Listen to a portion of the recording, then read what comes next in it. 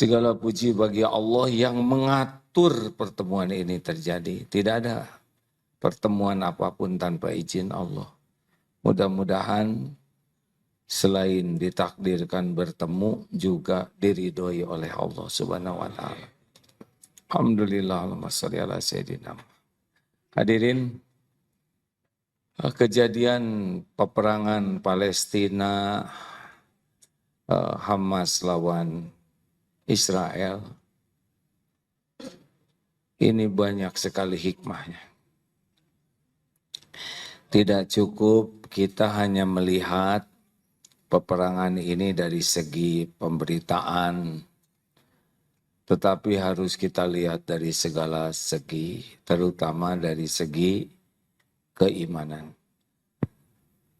Kita harus yakin bahwa tidak ada satupun yang luput dari pengetahuan Allah. At-Taghabun ayat 11, ma asaba a'udzubillahi minasyaitonirrajim, ma asaba min musibatin illa biiznillah. Tidak ada satupun musibah yang menimpa kecuali dengan izin Allah. Wa may yu'min billah yahdi qalbah. Barang siapa yang beriman kepada Allah, Allah memberi petunjuk di hatinya. Jadi kalau kita pakai keimanan, kita dapat banyak hal dari kejadian ini. Wa may yu'min billah yahdi qalbah wallahu bikulli syai'in alim. Dan Allah Maha mengetahui segala-galanya. Tidak ada yang tidak diketahui Allah. Buka surat Al-Hadid ayat 22. A'udzubillahi minasyaitonirrajim. Ma asaba min musibatin fil ard. Tidak ada satupun musibah yang menimpa di bumi. Wala fi anfusikum. Dan tidak juga pada dirimu. Illa kecuali fi kitabim min qabli an nabra'aha. Kecuali sudah tertulis di lauh mahfuz sebelum kami mewujudkannya. Inna dzalika 'alallahi yasir. Sesungguhnya yang demikian itu mudah bagi Allah. Likaila ta'sau 'ala ma fatakum wa la tafrahu bima atakum wallahu la yuhibbu kulla mukhtalin fakhur. Agar kamu tidak terlalu sedih berduka cita dengan yang luput darimu dan jangan terlalu gembira dengan yang Allah berikan padamu. Sesungguhnya Allah tidak suka orang yang sombong lagi membangga-banggakan diri. Tidak ada yang keluar dari catatan lauh mahfuz. Ini penting. Ini Al-Quran. Surat apa? Al-Hadid ayat 22, 23. Jadi peperangan ini sepenuhnya dalam pengetahuan Allah, sepenuhnya terjadi dengan izin Allah. Tinggal ada yang diridhoi, ada yang dimurkai. Tapi korban banyak, sekarang sudah sampai 11.000 katanya, demikian. Mati itu sudah ada waktunya masing-masing. Walikulli ummatin ajal. Fa idza jaa ajaluhum la yastakhiruna sa'atan wa la yastaqdimun. Setiap umat, walikulli ummatin ajal. Ada ajalnya. Jikalau datang saat yang ditetapkan, tidak bisa dimajukan, tidak bisa diakhirkan, tidak bisa dimajukan walau sekejap. Jadi yang meninggal itu penyebabnya cuma satu. Apa? Sudah waktunya. Al-A'raf 34. Ya. Jadi semua sudah ada ajalnya. Covid kemarin juga kita tidak tahu, betul tidak? Tiba-tiba teman-teman SMA giliran. Kita juga merasa nunggu giliran kemarin, ya kan? Sekarang Covid sudah selesai, giliran tetap jalan. Ada Covid, nggak ada Covid, meninggal. Semua orang meninggal penyebabnya satu. Apa? Waktunya sudah tiba. Tempatnya, kita datang ke tempat kita bakal meninggal. Kita akan mendatangi tempat kita meninggal.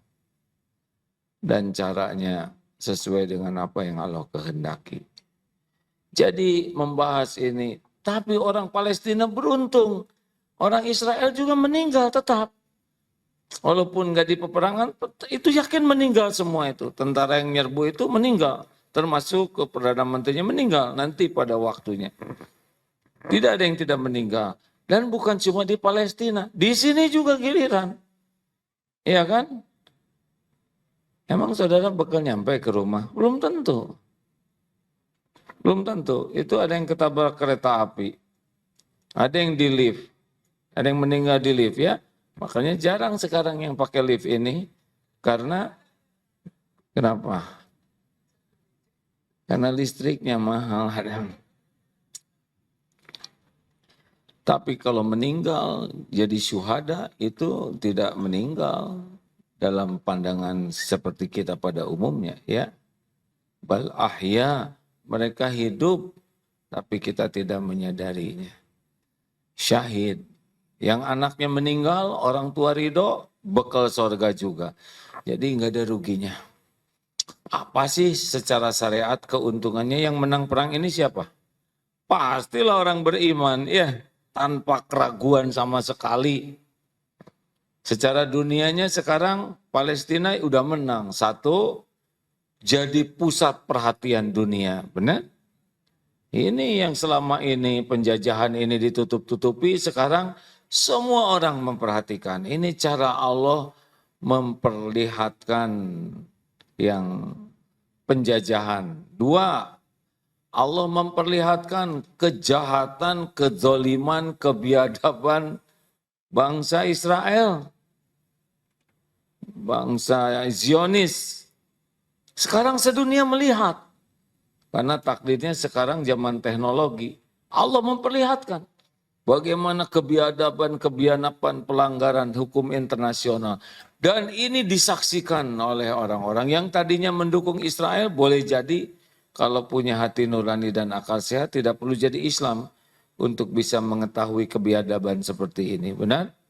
Dan sudah dilihat dukungan-dukungan dari orang-orang yang mulai terbuka hati nuraninya. Jadi dunia melihat, benar ini. Yang ketiga, dunia sekarang diperlihatkan oleh Allah tentang dahsyatnya orang-orang Palestina. Betul? Tangguh. Saya saja termehek-mehek, malu nih.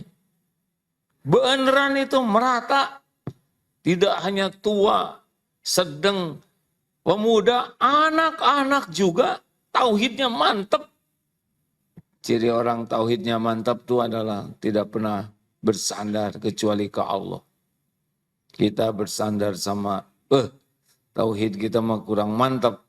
Bersandar kepada suami, bersandar ke istri, bersandar ke warisan, bersandar ke pondok mertua permai, bersandar kepada bisnis, bersandar ke aset, bersandar ke klien, bersandar ke negosiasi. Apa? Negosiasi. Jadi saya ngomong apa? Ya udahlah perkara kecil untuk dipermasalahkan. Bersandar kepada konsumen, bersandar kepada tabungan. Oh kita ini di sininya banyak alihah Tuhan-Tuhan yang lain di hati kita. Makanya ciri orang yang kurang kuat tauhidnya itu 3. 1, cemas dengan yang belum terjadi. Stres mikirin besok, lusa, padahal nanti meninggal. Ya. Stres mikirkan pensiun, stres mikirkan ekonomi, stres mikirkan pilpres. Padahal presiden bukan, apa bukan. Kenapa stres? Karena bersandarnya kepada selain Allah. Yang kedua, sedih, kecewa, sakit hati dengan yang sudah terjadi. Ini ciri khas nih. Gak ridho dengan takdir, jadi pedih, padahal udah gak bisa diapa-apain. Ini rumusnya Pak. Kalau tauhid kita kurang mantap tuh ini cirinya. Yang belum terjadi bikin cemas, yang sudah terjadi bikin kecewa, sedih, sakit hati. Dan saat ini capek. Capek pikiran, capek hati, capek fisik. Kadang enggak menikmati episode, enggak ada ikhlas. Jadi udah makin lama makin tua, udah gitu penyakitan, udah gitu maut, dah. Kapan bahagianya? Nah, Allah memperlihatkan tangguhnya Palestina. Dioperasi enggak pakai bius, Allah yang menghilangkan sakit. Anak, suami meninggal, istri meninggal, tapi tegar, Allah yang menghibur hatinya. Luar biasa itu. Kemudian apalagi? Dengan ini sekarang Allah memberikan kepada banyak orang tuh terpesona ke Islam. Ini gimana orang bisa tangguh gini? Saya ada masalah dikit aja stres. Orang yang ateis, yang Kristen, Yahudi sekalipun buka Quran. Sekarang tren itu buka Quran selain kita ya, kita kan udah soleh ya. Lihat orang-orang non-Islam itu sekarang buka Quran Pak. Influencer, medsoser, sekarang pada tren tuh masuk Islam. Kagum ke Quran. Semua katanya jawaban, saya benar-benar kagum kepada orang Palestina. Kenapa? Ternyata dia Islam, iman kuat, ini yang benar. Ini Nabi Ayub di zaman sekarang. Katanya begitu. Saudara lihat saja sendiri ya, menurut keyakinan Asia akan ada gelombang orang belajar Islam. Sehingga nanti banyak hidayah. Ada lagi hikmah lainnya. Kita nih jadi peka dan peduli, hati kita lebih peka sekarang. Dan lebih peduli. Ini kita baru berapa waktu aja Darut Tauhid PDTP terkumpul 15,5 miliar. Raja Salman nyumbang 25, hampir kesusul nih.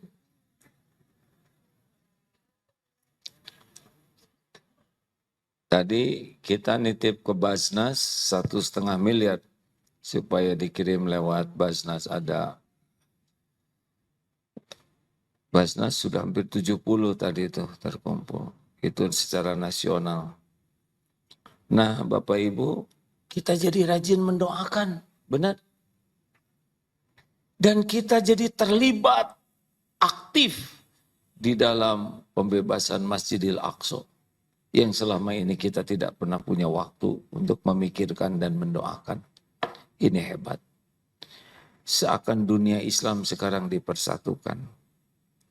Termasuk orang-orang sekarang pada lihat pemerintahnya munafik. Alhamdulillah negeri Indonesia termasuk yang mendukung Palestina. Di beberapa negara dia tidak mendukung. Jelas Israel itu penjajah, jelas sekali ya.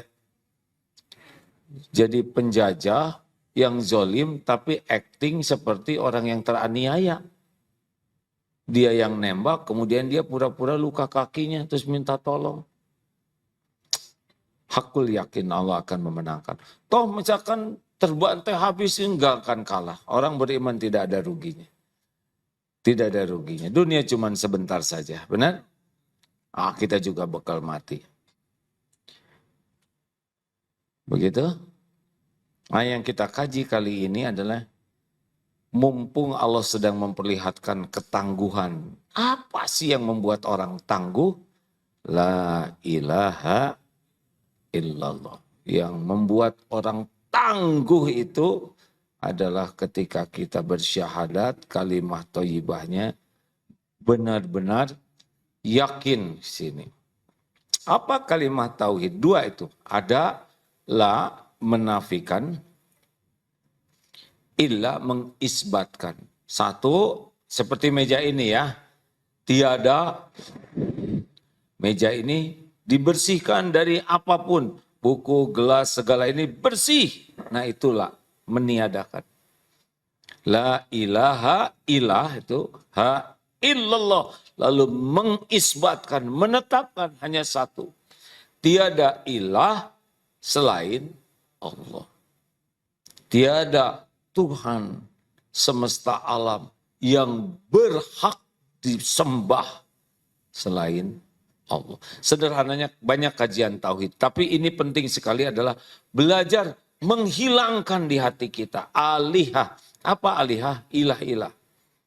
Apa yang harus kita sebut ilah?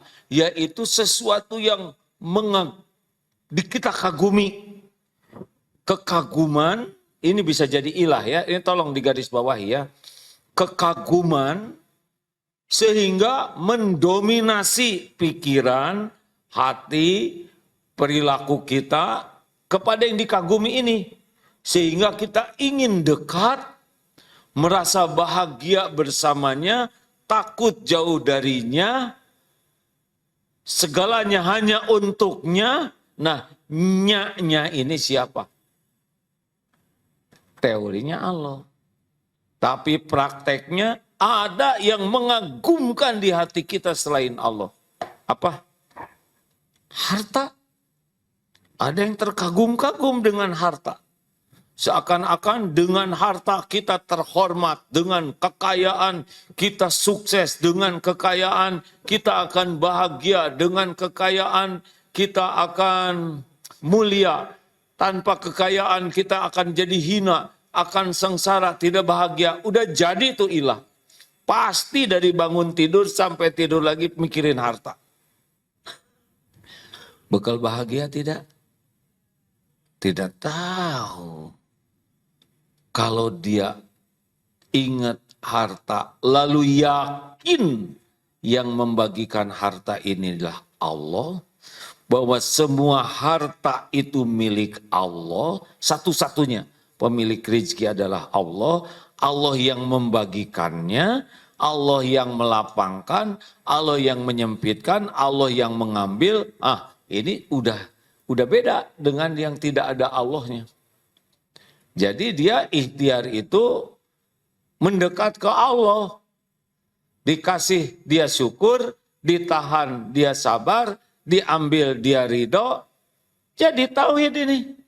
Urusan harta bisa mengilahkan Allah semata ketika yakin pemilik rezeki itu hanya Allah. Jadi kalau mau tender, mau tenang aja. Dan nggak tenang juga, belum tendernya, ya kan? Gimana menang atau enggak ya tinggal istiqoroh. Kalau baik sing jadi, kalau enggak baik enggak usah. Sederhana. Yang penting kan yang terbaik menurut Allah, bukan terbaik menurut kita.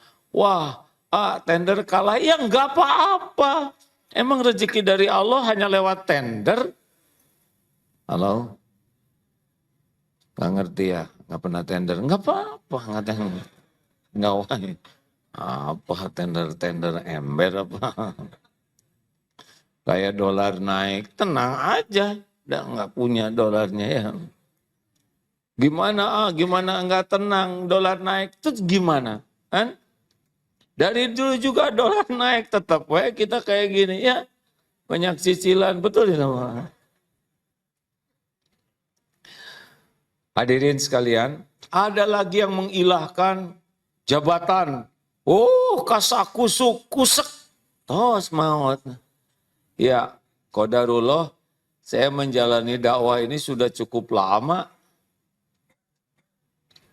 Puluhan tahun. Udah lihat banyak presiden, wakil presiden, menteri, panglima, kapolri. Dah. Giliran. Giliran benar. Gaya itu giliran. Bapak tentara, saya tinggal di KPAD.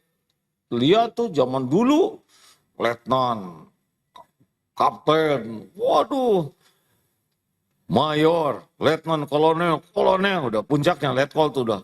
Udah gitu, ada yang jenderal, lama-lama jenkol, jenderal kolot ya. Nggak bisa dipertahankan di sini tongkat komando. Sebagian pindah ke sini. Begitu, nggak bisa otot kawat balung besi leher beton tuh ada waktunya. Jabatan juga ada waktunya. Makanya kalau saudara punya jabatan jangan keburu gaya ya, nggak bisa ditangkap lagi ya. Dan nggak ada apa-apanya, nggak ada apa-apanya. Giliran aja acting. Makanya nggak usah kagum-kagum. Kita hormat kepada manusia karena kita harus menghargai, tapi nggak usah pakai kagum. Biasa we. Karena kekaguman itulah awalnya kita menghamba kepada yang kita kagumi. Harta, gelar, pangkat. Sekarang coba guru besar, sebagian ada yang ditangkap. Ya, profesor, guru besar. Dan kalau kurang iman, pasti senang sama dunia ini. Artis coba, siapa kemarin yang heboh itu? Lama-lama kita pasti menua. Udahan, tinggal tanggung di akhiratnya. Nah Bapak Ibu makanya latihan bertauhid pertama, gak usah kagum-kaguman lah. Coba dunia berikut isinya ya. Shh. Ini awalnya nih, mengagung-agungkan dunia. Mengagung-agungkan makhluk. Mengagung-agungkan gelar, pangkat, popularitas. Gak ada apa-apanya. Kalau kita berhasil menempatkan dunia ini pada tempat yang semestinya apa dunia ini? Huwallazi khalaqalakum ma fil ardi jami'a. Dunia ini pelayan kita. Bukan Tuhan kita. Jadi dunia ini pelayan. Bagaimana mungkin kita mengagung-agungkan yang harusnya jadi hamba kita? Benar? Makanya lihat, semua yang mengagung-agungkan duniawi, termasuk syahwat, nafsu, pasti jungkir. Pasti jungkal. Nah, kalau mau latihan tauhid mulai, jangan kagum-kaguman. Gimana kalau ada presiden ke sini? Terus ke sini tinggal ngaji, ya enggak? Perlukah kita mempersiapkan segala-galanya? Biasa, normal, ya. Hormati karena lagi diuji berat. Jadi jabatan itu bukan tanda kesuksesan, jabatan itu tanda beratnya ujian. Kebayang nanti di akhirat 270 juta itu harus dipertanggungjawabkan oleh Pak Jokowi. Aduh, ya. Saudara istri satu aja kurang bertanggung jawab ya kan. Kenapa ketawanya menjiwai? Seperti yang mengakui. Iya, makanya Pak jangan mau jadi capres. Tahu kenapa? Ya siapa yang mau biasa we dunia man. Serius nih. Jangan mau ya Pak ya. Dan gak akan ada yang mengajukan. Istri Bapak juga, tuh kira-kira saya aja gak keurus katanya. Boro-boro 200, berat loh Pak di akhirat ini. Punten ya, Darut Tauhid nih, Qadarullah. Darut Tauhid ini sudah tertulis di Lauh Mahfuz. Ada nggak ada makhluk ini beres aja rencana Allah. Tahun sekian ada. Nah sekarang Qadarullahnya, ya orang ini diuji nih. Ceritanya jadi kiai. Makin banyak santri ngejengkang nanti saya di akhirat. Asli Pak. Guru saya ngewanti-wanti. Ingat. Harus tanggung jawab. Berbahagialah pesantren yang santrinya satu. Nah lebih mudah. Ustaz ini tanggung jawab tak seru Ustaz. Serius. Banyak yang bangga dengan banyaknya segala sesuatu dunia ini. Padahal di akhirat dituntut. Demi Allah dituntut nanti. Mikir. Untung saya mah. Anak nggak ada, istri nggak ada. Enggak untung juga itu juga. Itu juga dituntut. Harta. Emang lolos nanti di akhirat yang banyak hartanya? Enggak bisa, Bu. Ibu kaki ada berapa? Sepatu ada berapa? Nah, emang ibu kaki 1.000. Tiap ganti kerudung beri sepatu. Oh, itu kepala satu kerudung numpuk. Dituntut di akhirat nanti. Serius. Itu kita belanja ke toko kecil-kecilan aja. Antri dihisab satu-satu. Benar? Oh, mikir. Benar juga. Benar emang begitu. Saya juga lagi mikir ini. Allah sepeda makening banyak. Mau dijual sayang. Nah ibu bapak, jadi sekarang harus bagaimana? Apa sih? Hilangkan dulu kekaguman. Ya. Gimana kalau kagum kepada suami, kepada istri? Kagumnya kepada yang menciptakannya. Jadi kalau anak pinter, wah anak saya hebat, nah itu udah bahaya tuh. Anak itu mutlak ciptaan Allah. Kita boro-boro bikin anak, gambar anak aja enggak bisa.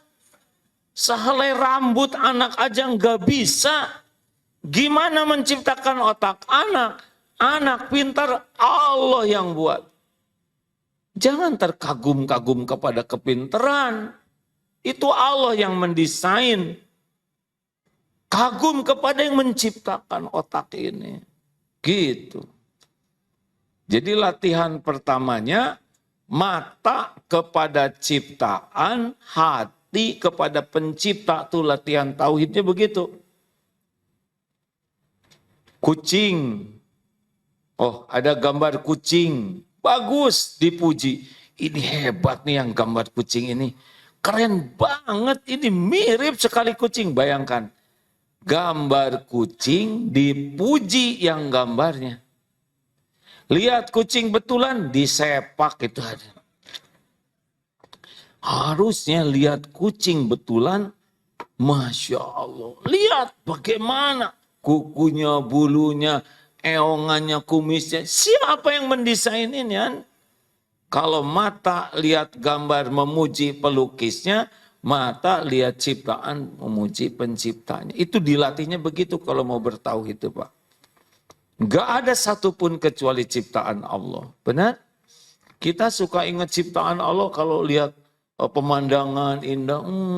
Masya Allah. Bu lihat Bu, pemandangan segitu kerennya ya. Allah mah. Si ibu ciptaan siapa? Kenapa ini nggak lebih mengagumkan ya? Bisa kentut, betul tidak? Serius ini hadirin. Lihat boneka dipuji pabrik bonekanya. Lihat anak sendiri dicubit Pak. Serius harusnya Bapak Ibu tuh karena ciri yang bertauhidnya bagus tuh tidak bisa berhenti ingat Allah. Kenapa? Karena semua yang ada ini adalah ciptaan Allah. Semua yang ada adalah milik Allah. Semua yang ada dalam genggaman Allah, diurus oleh Allah. Tidak ada yang lepas satupun dari kekuasaan Allah.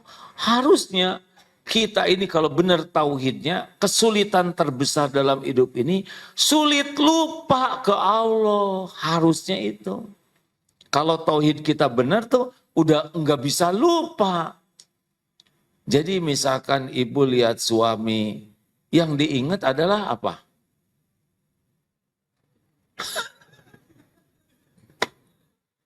Enggak mempan selama ini. Iya, kalau saya mau ingat suami, saya ingat galaknya dan hutangnya. Bu, mata lihat suami, hati ingat, ya Allah, Dulu engkau takdirkan waktu nikah lucu-lucunya suami. Sekarang sudah tua lebih lucu. Gigi sekarang engkau ambil. Oh suami saya giginya udah pulang duluan. Terus ngorok. Oh, udah agak sember ngoroknya juga. Tidak merdu lagi kalau dulu. Ibu nggak boleh pas bangun kakek. Kok ada kakek-kakek berarti ya. Ibu nenek-nenek. Ya Allah, ini titipanmu. Kalau ada suami, syukuri ya Allah. Ciptaanmu, milikmu. Terima kasih ya Allah. Kelebihannya ibu bersyukur, ibu dapat pahala. Kekurangan dan kesalahan suami ibu sabar dan membantu memperbaikinya, ibu dapat pahala. Sama lihat anak, lihat cucu, lihat orang tua, ingatnya ke Allah terus. Termasuk saudara-saudara sekarang lihat saya, ya. Nah, lihat Agim, kasihan banyak omong. Ya Allah, engkau tahu siapa Agim yang sebenarnya. Luruskan niatnya ya Rob, ampuni si Agim ngomong terus. Sebab kalau ceramah nggak ngomong nggak kedengaran. Bimbing ya Allah agar hatinya ikhlas. Bimbing ya Allah agar ceramahnya benar, yang disampaikannya ilmu yang benar, yang manfaat. Dan bimbing ya Allah yang ceramah teh supaya bisa mengamalkan apa yang diceramahkannya. Gak ada ruginya. Itu zikir Pak, itu benar. Apa yang bisa saya lakukan? Enggak bisa Pak. Apa saya bisa ngebulak-balik hati bapak-bapak, ibu-ibu? Ngebulak-balik hati gimana? Tahu juga enggak hatinya kayak apa?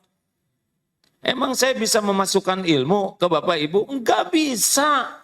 Saya cuman kerjanya ngelurusin niat supaya belajar ikhlas. Yang kedua ngomongnya sekuat tenaga, sebenar mungkin sesanggup saya ya bicara yang benar.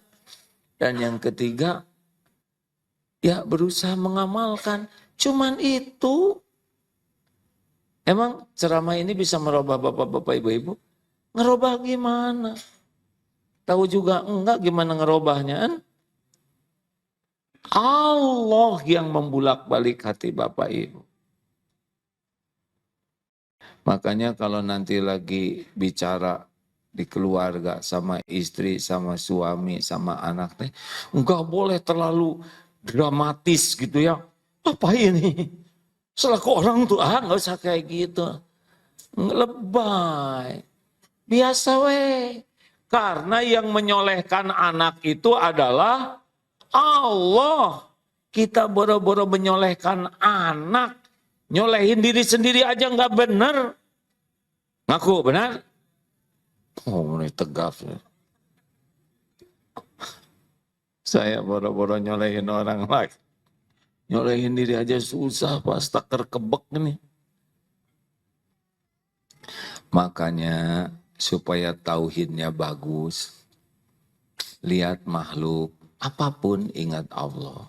Terus kalau jalan sama, ada nyamuk, ingat siapa? Baygon lagi ingat Allah. Ini nih, resiko makan, kemakan iklan. Ya Allah, Allah yang mendesain nyamuk, Allah yang menerbangkan nyamuk. Kecil tapi suaranya paten, bener. Dan susah, kebetulan tadi saya nyetir mobil pagi-pagi ngantar anak, ada nyamuk satu, aduh. Berdua itu, sampai selesai nggak mati-mati tuh Pak. Head di jalan tuh, jebot, saya nggak kena. Ya Allah, engkau buat nyamuk sebegitu, memperdaya kami berdua Pak. Ya Allah, mungkin nggak minta tolong, harusnya minta izin ke Allah. Ya Allah, mohon izin mematikan nyamuk gitu. Tadi nggak pakai izin, nggak kena tuh Pak. Mungkin nyamuk juga terkekeh-kekeh, aki-aki gitu, eleh-elehku nyamuk. Harusnya bagaimana ya kalau soleh mah harusnya ya nyamuk lapar. Paling berapa tetes, nggak sampai setetes ya nggak. Ayo muk lah silakan free. Nah, sing leluasa Dia tapi nanti khawatir dia ngasih tahu temennya katanya. Tuh ada orang baik, katanya ayo serbu yuk. Silakan. Alasan. Harusnya mah mata lihat nyamuk, hati ingat suatu saat nih ya. Memang teori mah gampang ceramah teh ya. Dan Allah tahu ceramah ini. Jadi suatu saat lagi main sama anak dulu Pak. Di sebuah taman. Tiba-tiba di ujung taman kira-kira 70 meter keluar anjing. Wah besar. A'udzu bikalimatillahi tammati min syarri ma khalaq. Ada ya doanya. Aku berlindung kepada Allah ya. Dari kejahatan makhluk min syarri ma khalaq. Tapi anjing ngedeketin terus. Ya Allah, ya Allah, ya Allah. Allahu la ilaha illa huwal hayyul qayyum. Mulai mata cari pemukul, cari batu. Kan anaknya masih kecil ya. Allah ya Karim, ya Allah, ya Allah. Lebih fokus ke anjingnya dari ke Allahnya. Dan cari batu, cari segala secara syariat. Tapi untung, tapi nggak jelas ini juga baca ayat kursi, ujungnya jadi sholawat atau tidak. Yang wah, aduh ya Allah, ya Allah, ya Allah. Wah, mendekat anjing tuh.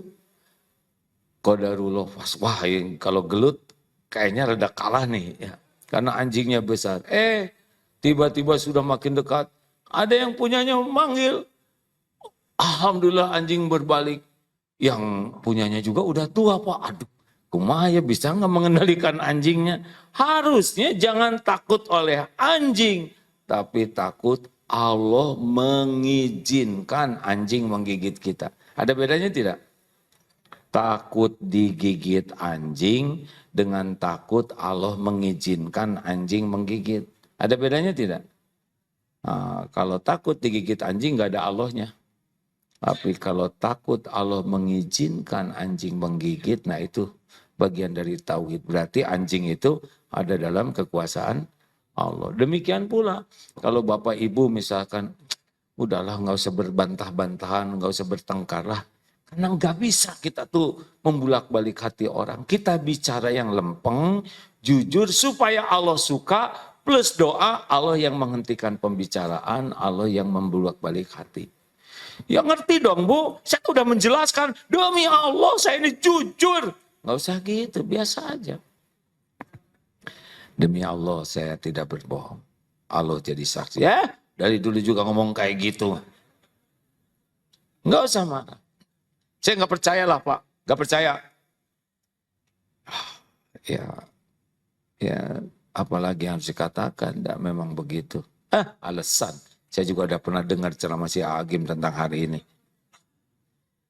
Ya udah tuh Ibu istiqoroh. Ya, kalau belum percaya ke saya istiqoroh, Allah kan menyaksikan semuanya. Gak percaya, ya udah. Tinggal doa, ya Allah. Ampun, pasti saya banyak dosa. Walaupun saya tidak melakukan seperti yang dituduhkan, tapi saya pasti banyak kesalahan. Sehingga ujian kepahitan ini ada. Istighfar saja. Ampun. Apa istighfar? Yang benar, Pak. Istighfar tuh. Ya insya Allah. Nggak usah terpancing. Karena bukan kita yang bisa meredakan hati. Allah. Ya Allah, ampuni saya. Belum jadi lelaki yang baik, Engkau tahu. Ampuni saya belum jadi kepala keluarga yang tanggung jawab. Engkau tahu semua dosa saya, ampun. Kalau Allah mau balikan hatinya, malam-malam, maaf ya tadi saya emosional, nggak apa-apa. Allah yang ngebulak balik hati. Iya, tenang aja. Kalau tauhidnya benar, Allah yang ngebulak balik hati. Bukan pandainya memilih kata, bukan kelakuan kita yang saya ini kepala keluarga, saya di kantor dikenal, gak usah ngomong-ngomong kantor. Ya saya itu anak buah banyak nurut, kenapa istri satu-satunya nggak nurut? Beda dong, ya nggak? Halo, termasuk ke anak juga gitu. Emang anak bisa diubah oleh kita? Enggak. Kita mau bisanya satu, tobat. Jangan-jangan anak jadi nggak bagus gara-gara kelakuan kitanya error terus. Memang di depan anak sih wibawa, tapi di belakang lincah luar biasa dan Allah tahu. Anak-anakku sekalian, kalian harus bertakwa kepada Tuhan Yang Maha Esa sesuai dengan Undang-Undang Dasar 45 dan pembukaan undang-undang. Lebay. Nggak ngepek, nggak ngepek. Nggak bisa begitu, nggak bisa acting. Tidak bisa acting. Allah lah yang bisa membulak-balik hati. Jelas hadirin, termasuk kalau dagang nggak usah. Tadi saya lihat tuh yang ayo gercep, ayo. Apa tuh yang di ngikngok, saya nggak boleh nyebut merek ya nggak. Dagang mah nggak usah rekayasa supaya orang jadi pengen beli dengan bohong, dengan sumpah palsu. Bisa takdirnya beli tapi nggak ada pahalanya. Baik-baik aja, lempeng aja bicara. Kalau yakin Allah yang menentukan rezeki. Gimana Pak, Bapak mau jual mobil? Ya, ini mobil tahun 2012, berarti sudah 11 tahun yang lalu. Sudah pernah turun mesin satu kali, ini cat depan udah diganti, tidak ori lagi. Ban juga kelihatannya 2 bulan lagi sudah expire, STNK 1,5 bulan lagi akan habis. Kalau oli sih baru diganti, selebihnya pernah turun mesin sekali. Pak, apa Bapak nggak takut rugi? Enggak lah, Allah lagi ngedengarkan apa yang saya katakan. Tapi kalau Bapak ngomong gini, nanti siapa yang mau beli? Gak bisa Pak, rezeki saya nggak bisa dihalangi siapapun. Kalau memang takdirnya Bapak rezeki saya, Bapak akan beli. Tapi kalau bukannya nggak akan beli, nggak apa-apa. Tapi saya sudah dapat pahala, mudah-mudahan pahala. Jujur, karena dagang itu yang penting bukan rezekinya, pahalanya. Oh gitu ya Pak, iya. Nah, Bapak nggak usah memaksakan diri beli ini Pak. Ya, justru saya terkesan ke Bapak ini. Jadi saya pengen borong aja. Jadi masalahnya saya nggak ada uangnya. Ya, kalau gitu saya nambah pahala satu lagi, pahala sabar. Nggak apa-apa Pak, relax aja. Nggak ada masalah, benar. Emang kalau nggak ada rezeki kita, nggak bisa dipaksa. Tapi kita udah jujur, enak kayak gitu kan. Jangan seperti itu, yang udah jujur nikah katanya, ini saya cuman cerita aja. Ada yang cerita, kamu pembohong. Ke suaminya ngomong gitu. Bohong-bohong gimana? Tahu kamu nggak punya apa-apa, saya tidak mau nikah sama kamu. Lah, aku kan udah jujur dari awal juga. Sungguh aku tak punya apa-apa selain engkau. Tapi kan kamu jawab, oh so sweet. Padahal aku ngaku ini. Ngerti nggak? Emang nggak semua ngerti, nggak apa-apa. Nggak harus ngerti, ini urusan intelektual ya. Udahlah hadirin, sekarang lepas berharap dari makhluk. Latih. Kalau ingin tauhid kita mantap dan kalau melakukan sesuatu, ini tolong ya, garis bawahi Pak. Kalau orang ingin mantap tauhidnya, kalau lakukan sesuatu itu benar-benar ahsan. Jadi menjadi dalilnya Al-Baqarah 195. Innallaha wa ahsinu innallaha yuhibbul muhsinin. Ini ayat profesional ya. Lakukan yang ahsan, yang ihsan, yang beyond, di atas ekspektasi orang. Jadi kalau kita melakukan sesuatu tuh yang, ini latihan tauhidnya. Jadi misal ya Pak, misal nih Bapak sebagai suami, di rumah bangun tidur, yang bagusnya ngerapiin tempat tidur siapa Pak? Istri atau suami? Bapak bangun, istri pas kamar mandi rapiin, yang bagus. Pas bangun, siapin anduk. Mau tidur siapin air hangat buat minum, ini buat makan, minum obat. Beyond. Nah, itu latihannya begitu. Kalau melakukan apapun, usahakan di atas. Kan ada orang baik ke kita, kita baik. Itu draw, selesai. belum ihsan. Ihsan itu kalau dia biasa aja, kita baik, udah bagus. Dia kurang baik, kita baik, bagus. Kalau dia baik, pilihannya lebih baik. Gitu, kalau baik dengan baik, impas. Belum masuk derajat ihsan. Kalau orang nanya, kemana ya? Coba-coba aja buka Google Map. Itu sama aja, nggak usah nanya ya kan. Saya antar Pak, saya kebetulan ada waktu. Antar sana. Ini tempatnya. Balik lagi. Oh, itu ihsan. Kita biasakan begitu. Maaf ya, ini kalau ke santri sih sedang dibiasakan kayak ke toilet Pak. Aduh, saya mohon maaf ya. Tapi toilet ini kan tempatnya tersembunyi, nggak ada yang lihat. Tapi Allah pasti lihat. Misal, maaf sekali lagi, kita sudah beroperasi di sana. Itu kenapa nggak kita gosek aja, walaupun hanya setengah menit ya nggak? Jadi kita nggak meninggalkan sehalus apapun lah yang merugikan orang. Dan tidak usah diposting. Ya. Ini latihan Pak, serius Pak.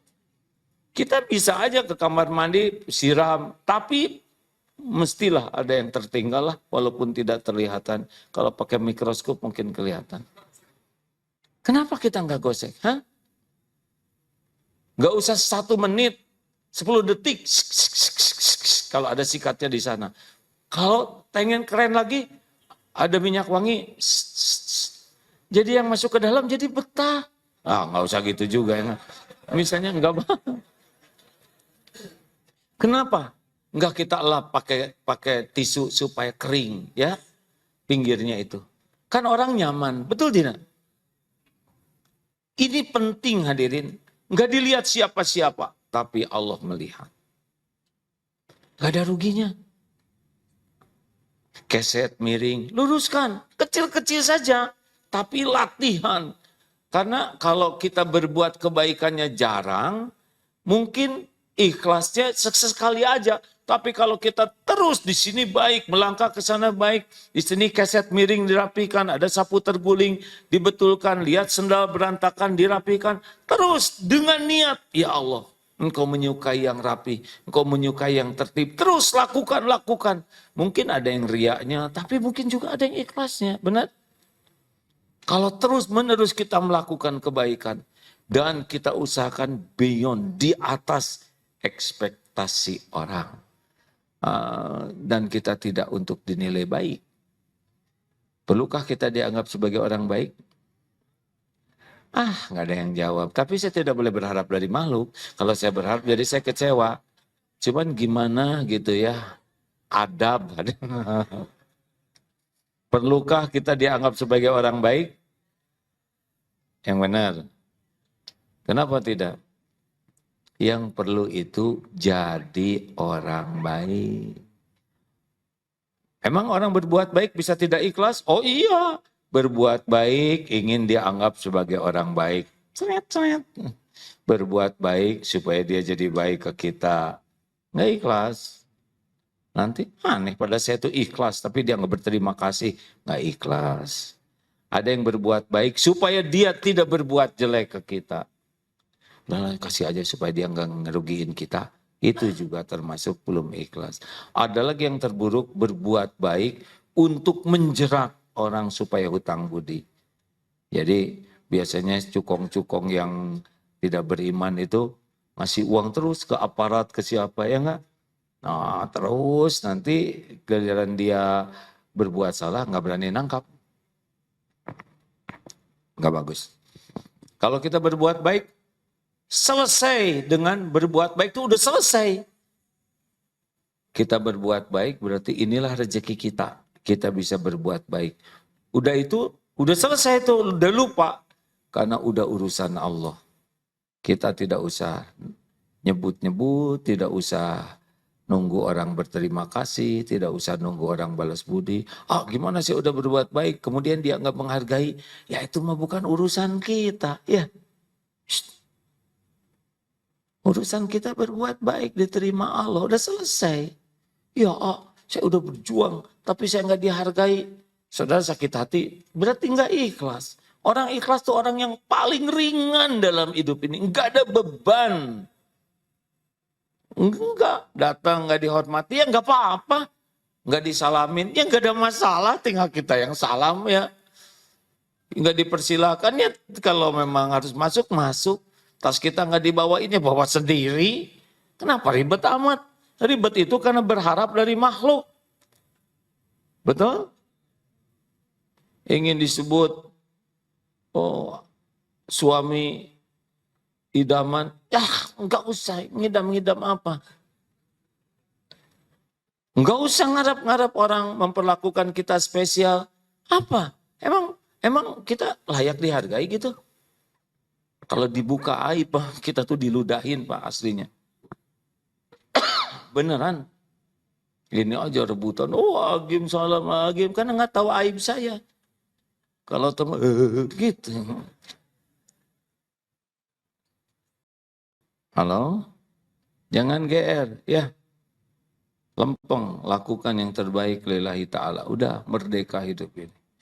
Oh, saya udah berbuat baik tidak diterima kasihin, ya nggak apa-apa, berbuat baik lagi aja terus ya.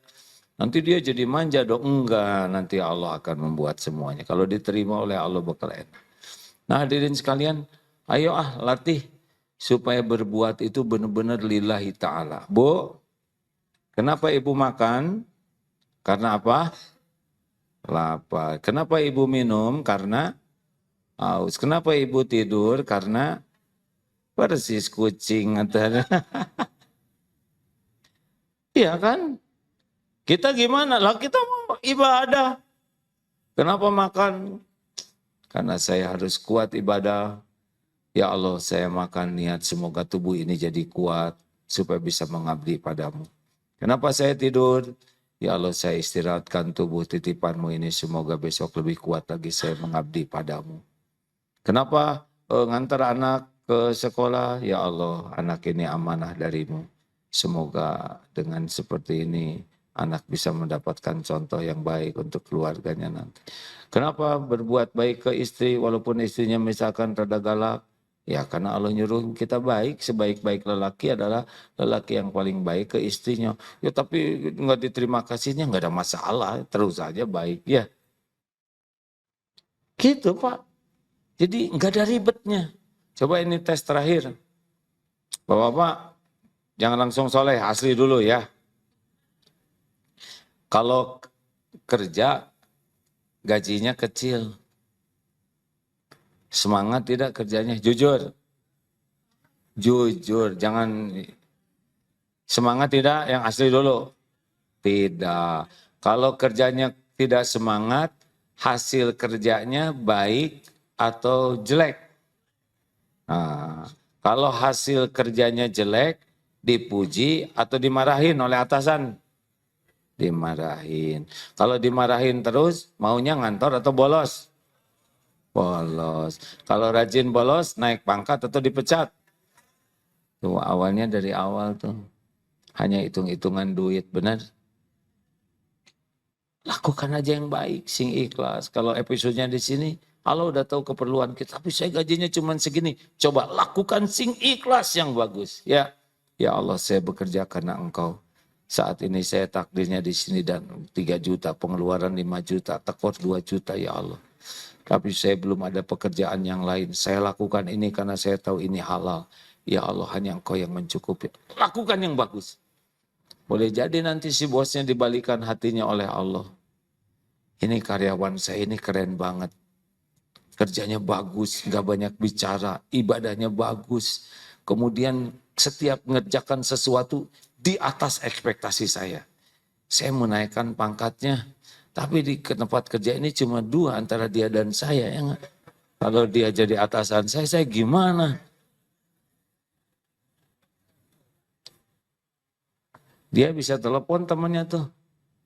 Sobat, ini saya punya karyawan, saya senang sekali, tapi saya malu. Karena saya nggak bisa nambah lebih dari ini. Tapi saya, insya Allah saya garansi, yang saya lihat dia kerja 2 bulan di tempat saya tuh puas lah. Harusnya dia dapat lebih, cuma saya nggak bisa ngasih. Coba deh, Bisa begitu Pak? Bisa, beneran.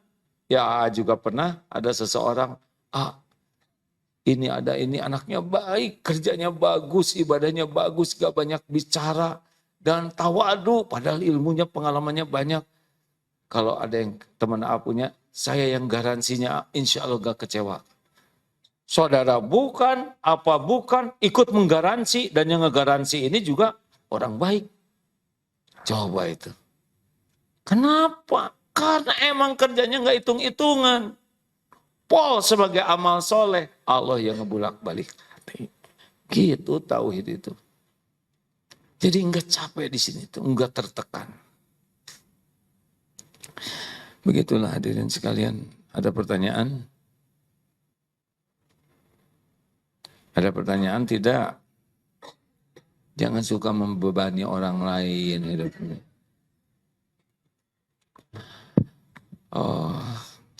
Di Palestina kita ada dua fasilitas yang syariat dibangun lewat Darut Tauhid. Ada Masjid Darut Tauhid di jalur Gaza ini dan pesantren. Santrinya cukup banyak. Sudah banyak yang lulusan Hafiz Quran. Dan satu lagi pabrik air minum.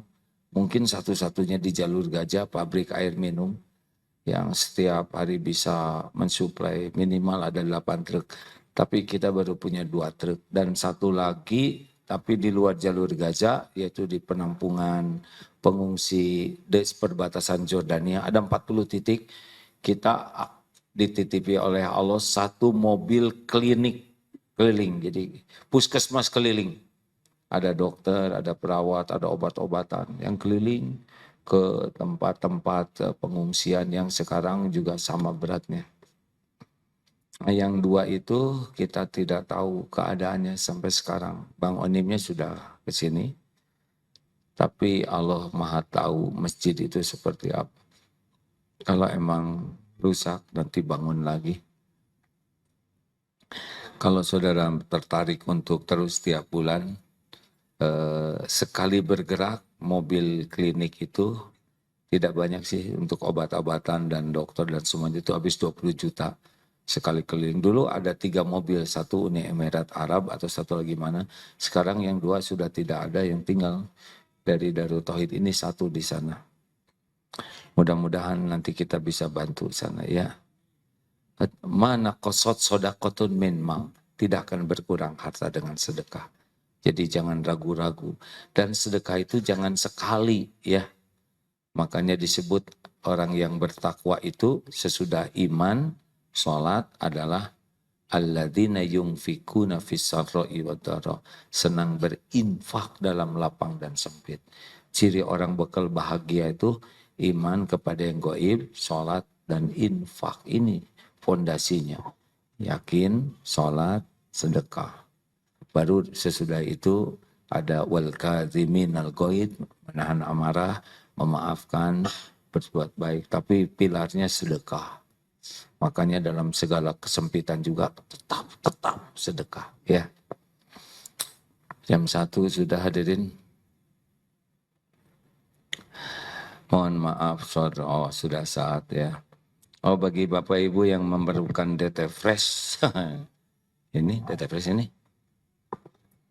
Silakan tersedia di DKM. Tersedia teh maksudnya diapain? Harus jelas dulu, dipegang, dilihat, ditukar dengan uang, beli atau gitu. Silakan ya. Kalau kita mau jualan sesuatu nggak usah menjatuhkan yang lain. Beli ini, dan yang itu, nggak usah gitu. Dah, kalau mau beli, kalau enggak ya tetap beli lah gitu ya. Silakan sambil berinfak, ada diberi kesempatan bertanya. Boleh? Alhamdulillah. Ayo segera dek. Mau sambil duduk aja? Jadi rekan-rekan sekalian jangan ragu-ragu ya. Kalau ada barang-barang yang nggak kepake juga, bentar. Barang yang nggak kepake di rumah dijual, kemudian uangnya bisa kita sedekahkan. Jangan menunda membahagiakan orang lain dengan kita sayang ke barang. Nanti pada waktunya ada lagi insya Allah. Oh ya, mohon doa juga besok berangkat umroh 10 bis nih, alhamdulillah. Oh ya, dari PT Infinity Reka Solusi, Kang, mangga. Bapak Kiki Ayo Pak sebagai Kiki, perwakilan ini menyemangati, silakan. Alhamdulillah. dari pihak DTP Bapak Ihsan.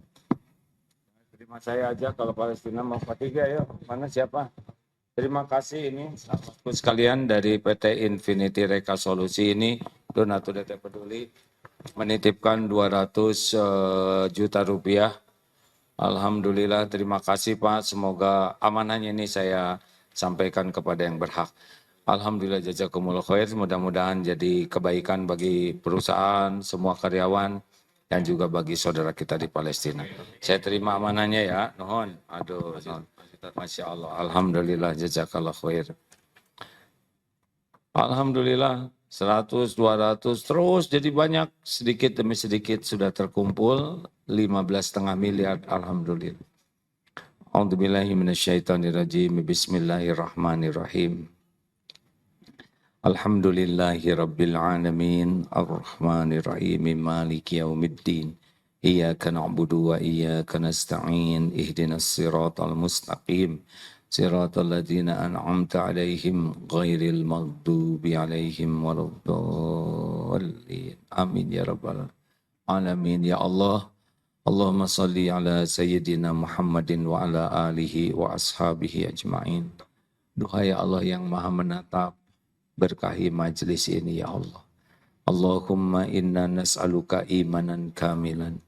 Ya Allah, kami mohon kepadamu, karuniakan kepada kami iman yang sempurna ya Allah. Wa yaqinan shadiqan wa qalban khashi'an. Berikan kepada kami keyakinan yang bersih, yang benar, yang lurus. Dan hati yang selalu khusyuk bersamamu. Wa lisanan zakiran. Dan karuniakan kepada kami lisan yang selalu basah menyebut namamu. Allahumma a'inna ala dzikrika wa syukrik wa husni ibadatik. Wahai Allah yang maha mendengar, tolonglah kami agar kami menjadi orang yang selalu ingat kepadamu. Setiap saat ya Allah, dimanapun, kapanpun, keadaan apapun. Dan tolonglah kami agar menjadi hamba-hamba yang selalu bersyukur padamu. Dengan nikmat apapun yang Engkau beri. Dan tolonglah kami ya Allah, agar kami bisa mengabdi kepadamu dengan benar, dengan baik, dengan istiqomah. Allahumma gfir lana wali walidina warhamhum kama rabbawna sigara. Ampuni semua dosa kami ya Allah. Ampuni selama ini kami lebih banyak melupakanmu daripada mengingatmu. Ampuni ya Allah, kami jarang mengamalkan dengan ikhlas. Ampuni kami juga jarang mensyukuri karuniamu. Bahkan Kau tahu betapa banyak nikmat darimu yang kami gunakan berbuat maksiat. Ya Allah, astagfirullah. Ya Allah, ampuni segala kesombongan kami. Ampuni semua kemusyrikan kami. Ampuni kemunafikan kami ya Allah. Ampuni maksiat yang sengaja, yang tidak sengaja. Yang terang-terangan, yang sembunyi-sembunyi. Ampuni dosa yang berulang-ulang ya Allah. Allahumma inna nas'aluka taubatan nasuha wa taubatan qablal maut wa rahmatan indal maut wa maghfiratan ba'dal maut. Allahumma hawin alaina fi sakaratil maut. Allahumma inna nas'aluka husnal khatimah wa na'udzubika min su'il khatimah. Allahumma inna nas'aluka ridhaka wal jannah wa na'udzubika min sakhatika wan nar. Allahumma a'izzal Islam wal muslimin. Allahumma ansur mujahidin fi Palestin, fi kulli makan. Allahumma arham ikhwanana fi Palestin. Allahumma ansur muslimin wal muslimat fi Palestin. Duhai Allah, tolonglah saudara-saudara kami. Engkau menyaksikan semuanya ya Allah. Tolonglah saudara kami dari kejahatan kaum zalimin ya Allah. Tolonglah saudara kami lepas dari penjajahan kaum zalimin ya Allah. Teguhkan iman saudara-saudara kami ya Allah. Sempurnakan kegigihan perjuangannya ya Allah. Menangkan atas kaum kafirin. Ya Allah turunkan ketenangan. Turunkan kesabaran yang sempurna. Dan turunkan pertolongan-Mu dengan bentuk apapun ya Allah. Ya Allah goncangkan jiwa musuh-musuh-Mu ya Allah. Luluh lantakan kekuatannya, Engkau yang menggenggam mereka ya Allah. Tidak ada yang menghalangi kekuasaan-Mu ya Zal Jalali wal Ikram. Tolonglah ya Allah saudara kami ya Karim. Ya Allah bukakan hikmah bagi kami. Allahumma ftah lana hikmataka wansun alaina rahmataka ya Zal Jalali wal Ikram. Rabbana atina fid dunya hasanah wa fil akhirati hasanatan wa qina adzabannar. Subhana rabbika rabbil izzati amma yasifun. Wassalamun alal mursalin walhamdulillah.